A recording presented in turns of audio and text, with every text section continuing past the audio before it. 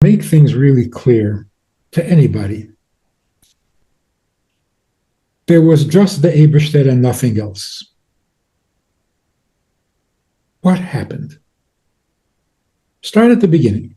There was just him. And then what?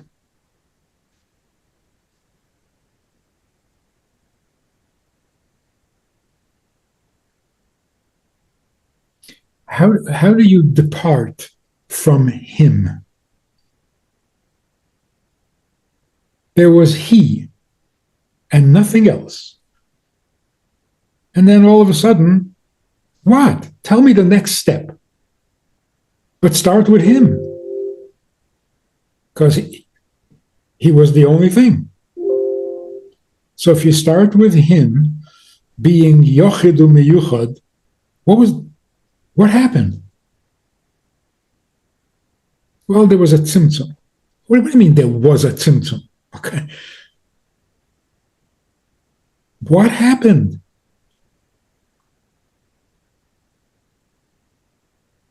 You're going to find me a quote someplace. Give me an understanding. There's only him. Ein oid milvadei. What happened?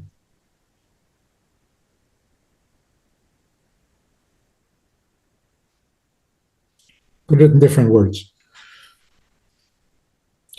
How is it that ein oid milvadei when there is a big, giant universe?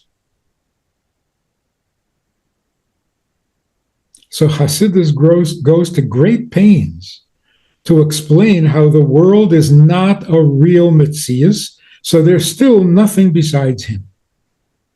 What about the universe? The universe is nothing. Okay.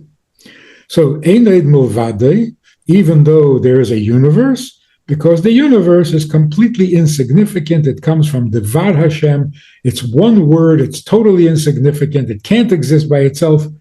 V'chulu v'chulu. Okay. Now let me ask a different question. How can you say Ein Oid Milvadei? There are Jews. Jews are also nothing. How can you say Ein Oid Milvadei? There's Torah and mitzvahs. Besides the Eibishter, there are 613 mitzvahs. What do you mean, Ein Oid Milvadei?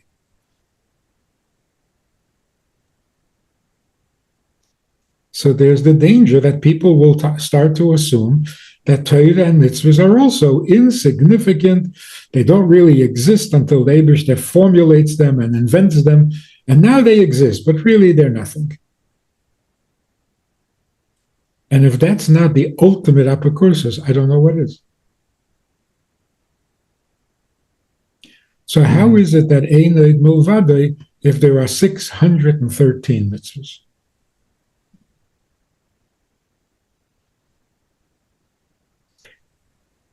The answer is, they are him.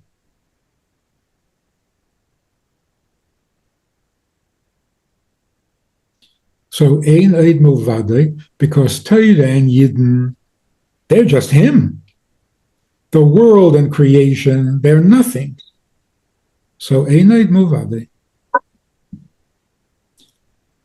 But people are starting to sound like, no, Ein Oid Milvadei, because nothing is real, including Torah, including Yidden.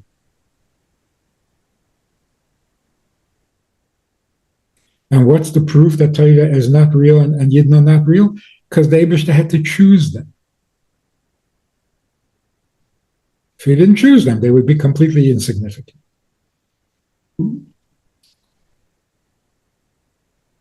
That is not kosher.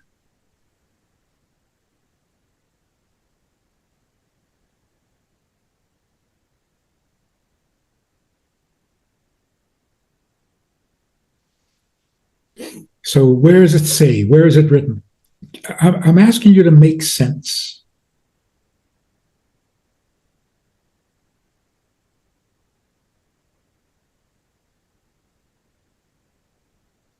So what is it with the Bechira? There was nothing besides him, and he was Becher. Becher what? Obviously, Bechira doesn't come at an early stage. It comes at a much later stage when there are Kol Ha'amin.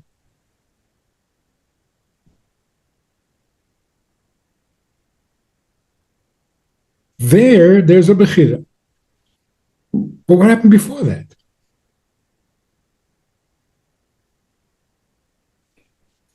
And by the way, technically speaking, when did the Bechira actually happen? When did we become Am Segula? In our source, that's mentioned at Har Sinai, right? At Har Sinai. What were we before Har Sinai? Just Goyim?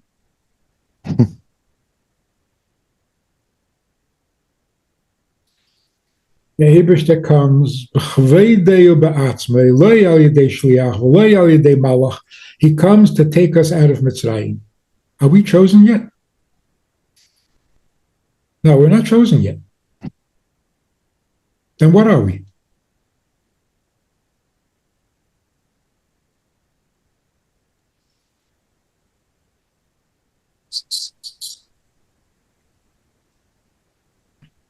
So when it says, Einanu Yedim B'mechofetz, in Eid or in Cheshech, in Tev or in Ra, Be'eza Mehem Chofetz.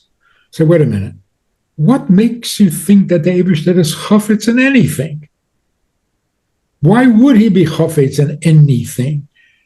He is purely him, perfect and absolute. He's not Chofetz. Well, why do you assume he's Chofetz? Now, it's passt nicht.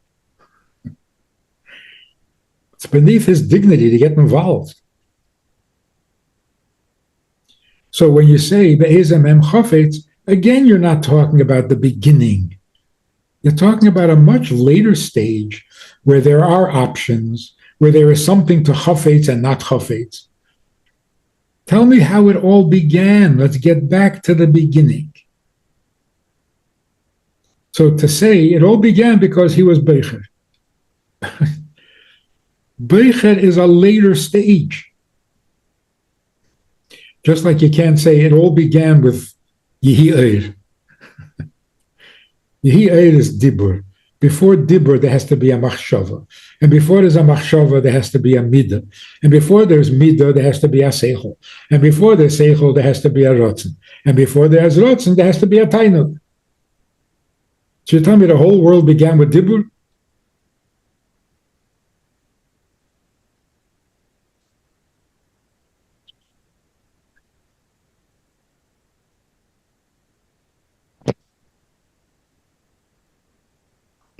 So the Rebbe says,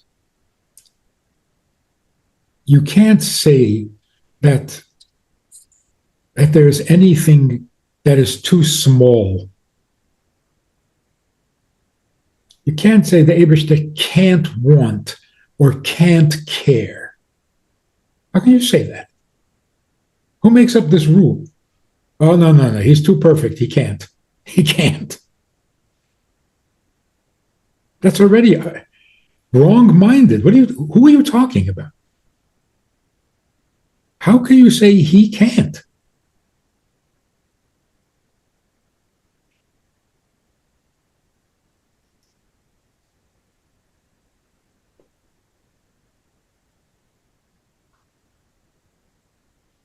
So the Rebbe says, the Eibishter we all know is Nimne HaNimnois. There's nothing that is impossible. So yes, he can choose evil over good. He can be infinite. He can be finite. He can be holy. He can be unholy. He can be whatever. There's nothing he can't be. That's the greatness of Hashem, that he is Nimne HaNimnois. He is free of impossibility. The Rebbe says, no, that's not him. It's one of the features. Who is the real him? The real him is, in spite of the fact that he is Nimna HaNimnois, he does have an opinion. Everything is possible, and yet from everything that is possible, he wants this and not the other. That's him. That he could want anything, that's not him. That's a function. Mm. So the more we understand that he could be anything, it only strengthens the fact that he's not anything. He's this. Where does that come from? Obviously from him.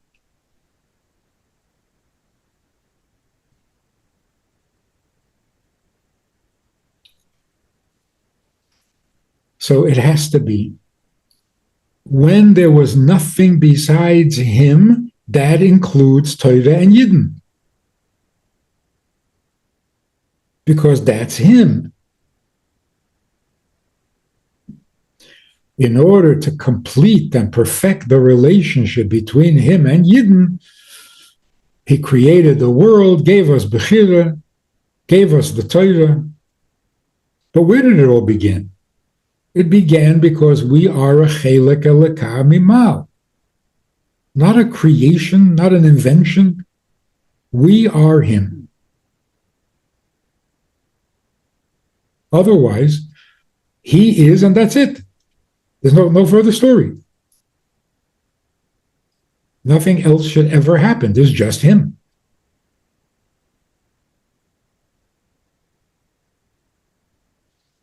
Now, this connection, this oneness, kul echad, how does it show in creation? So there are a few things you can say. You can say, number one, how does it show in creation? The whole creation was Bishvil Yisrael. So the creation of the world tells you that the Yidden and the Eibishter are one and the same. It also is visible in the fact that the Eibishter is our Father. Why is he our Father? What makes him a Father? Because we are one with him, and one of the ways that that shows is that he treats us like a son. But that's how it shows. That's not the relationship. So when we say Avinu Malkeinu, that's all there is? He's just a father and a king? No, we're kol echad. Everything else is commentary. So how does he show the kol echad? Well, he shows it by Bechira, that he is the Beicher. He shows it by being our father. He shows it by being our Melech. And he shows it by being our creator.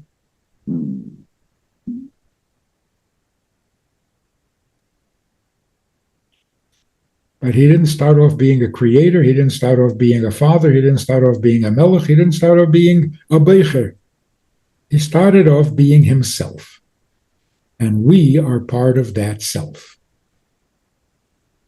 Otherwise, again, you start with him, and then what? There is nothing else. So why didn't he just remain himself?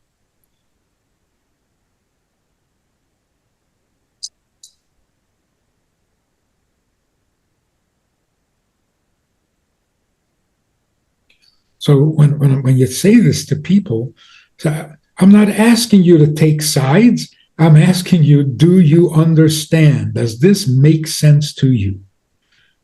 Is this your Chochmah, your Bina, and your Das? Where does it say?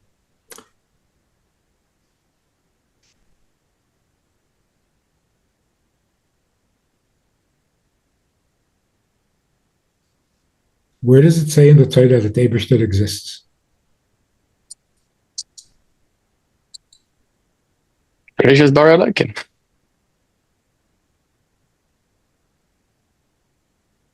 It should start off with Bereshis, there was Elikim. Don't say that. It says that he will exist. I will be. Hmm? It says that he will exist. I will be. He says, I will be. That's a joke.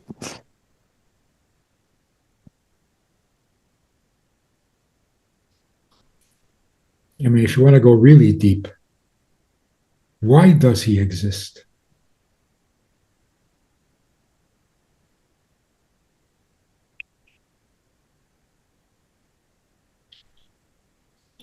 We exist because we were created. Why does he exist?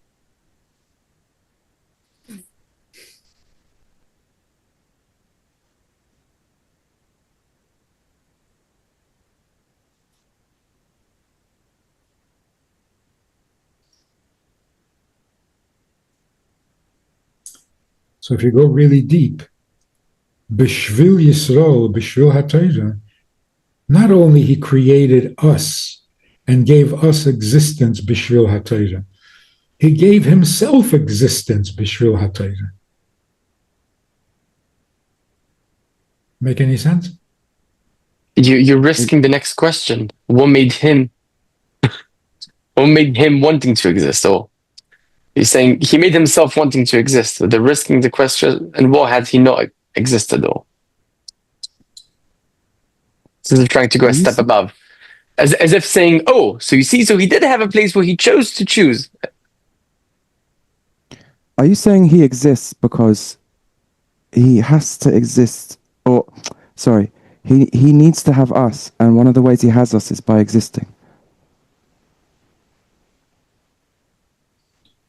In order to complete the relationship to us, he had to exist and we have to exist. But we are one with him before we exist and before he exists.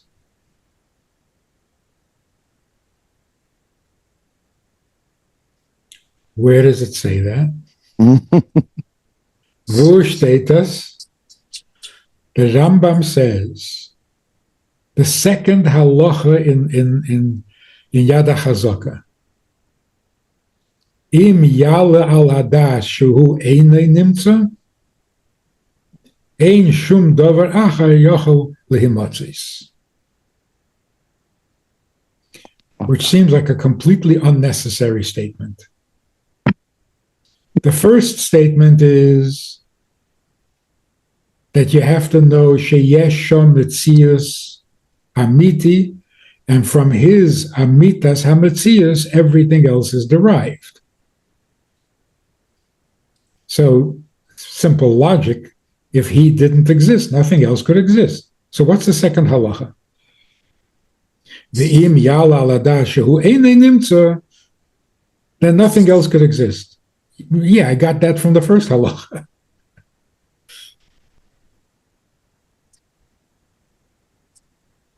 Im yale al hadas, if you go up to a higher level of das, then hu einay nimtza. He doesn't have an existence. That's a limitation.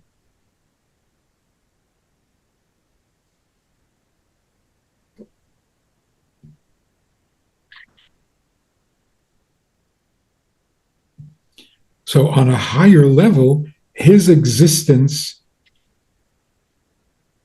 never happened, and so the existence of the world never happened. There is no existence, there's just him. And what is him? The desire to exist. So what do we know about him? The Rambam seems to be saying, the first thing we know about the Eibishter is that he exists. No. The first thing we know about the Eibishter is that he has a taiva.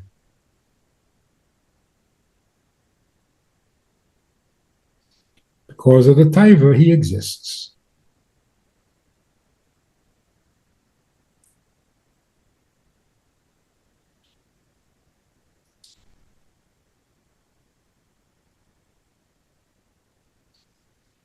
I once explained this to a group of people, and in the group, there were two young guys from Russia.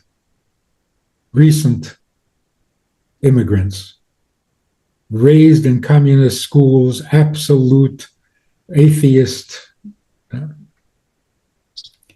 So one of them said, wait a minute, before he existed, he wanted something?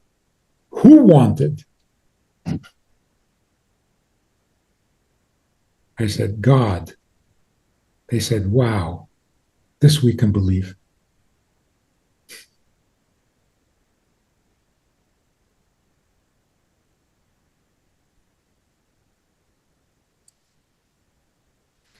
Sometimes you have to go to the highest level to make sense.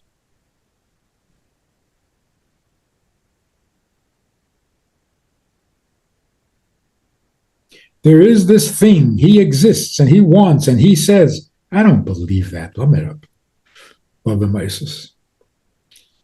No, there's a desire for existence. Who has that desire? God. Does God exist? If he wants to. That made perfect sense to them. Aren't we saying that if he exists, it means he wants to? He wanted you before he existed. Certainly before you existed. I'm not sure I really fully understand what it means before he existed. Existence is a certain condition. He is not mechuyev in that condition.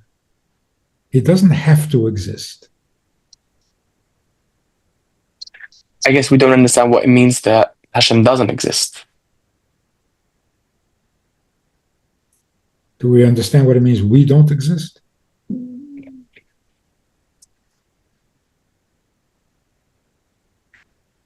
Is this entering close to the category of B'muflamim Chal Tidrosh or not necessarily? It's a halach in Rambam. At least I made you smile. I was repeating your Torahs and the stylus from saying if it's a kash and B'muflam Chal Tidrosh, big smile.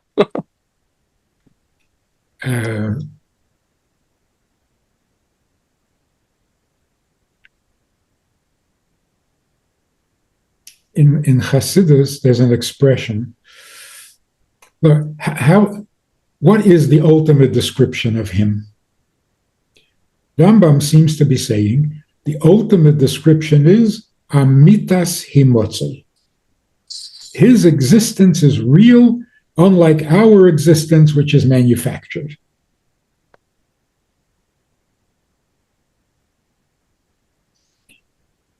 In Chakira, Torah Chakira, the Eibishter is described as mechuyav hametzias.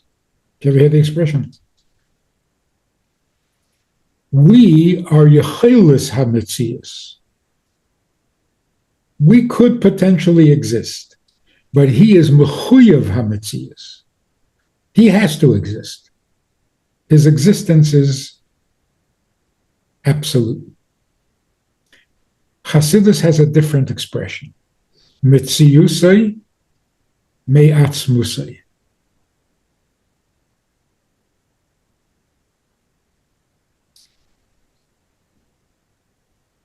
That's much deeper. When you say mechuyev hametzias, what you're saying is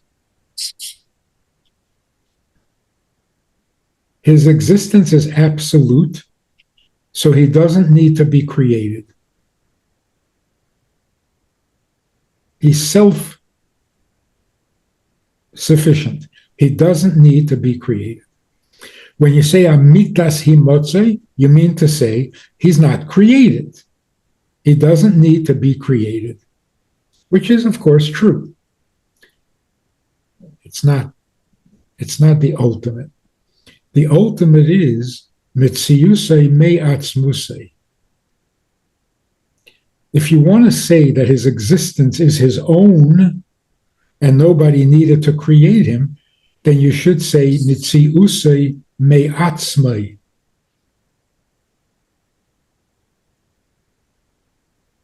that would mean he doesn't have a creator.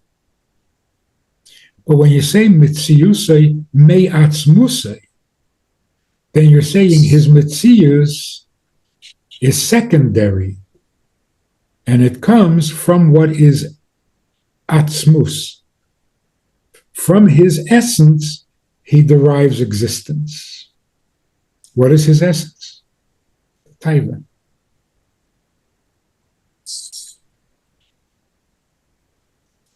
So even his existence is voluntary.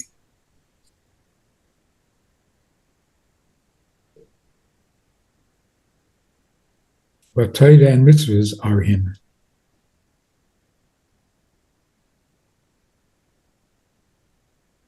It's kind of mind-blowing. Are you able to expand a bit more on the part that the essence of Hashem is wanting?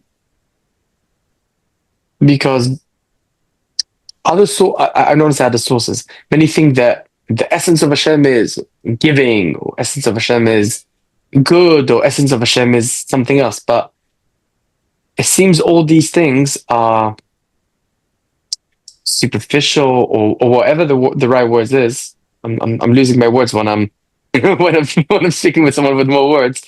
But it seems like atzmus v'tzoynoi, the atzmus of Hashem, it's his rotzoin. There's so much more meaning to it, but I want to try and understand a bit more into it. Well, even rotzen is not the right word, because things don't begin with rotzen. Rotzen has to have a shadish also. So that's why the word is taiva. The taiva produces a rotzen. But rotzen is produced. The taiva is not. So what is taiva? You can't produce a taiva. Yeah. Is that why us human beings, which were created b'tzelem Elokim, that's why we're full of taivas?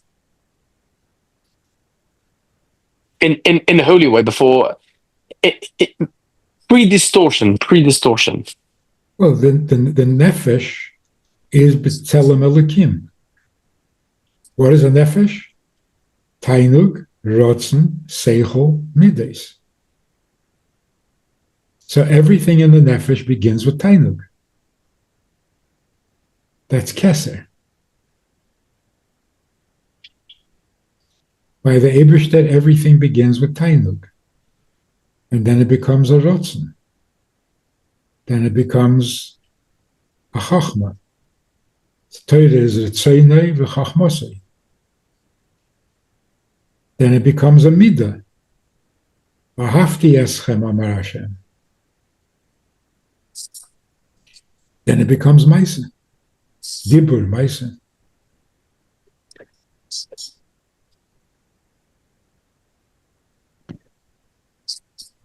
So how does that affect me when I understand it? What can I learn about myself, about my avodas Hashem, when I hear such a thing, that Hashem operates starting from tainug, leading to taiva, that wants to... I don't understand what it means regarding Hashem, but I'm trying to understand more exactly how. What can it tell me about myself if I'm chelek Elokim mamash?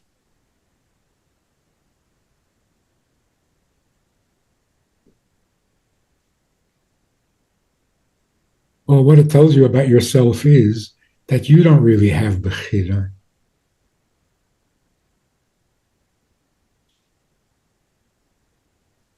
What is the greatness of a human being, a befrat, a Jew, is that he has the bechira to do a mitzvah or to do an avera. No, that's not your bechira. The avera is shadin nuchroyin. It is not in your teva to do a sin.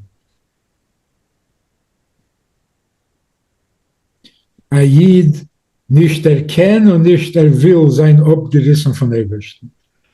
That's a Yid. A Vedas.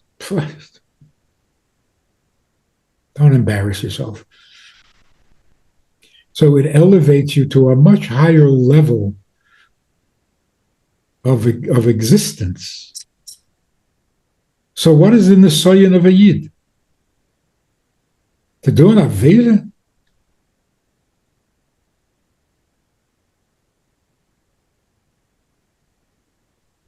The Nisoyan of a Yid is to either have gaiva from serving the Eibishter or not have gaiva from serving the Eibishter.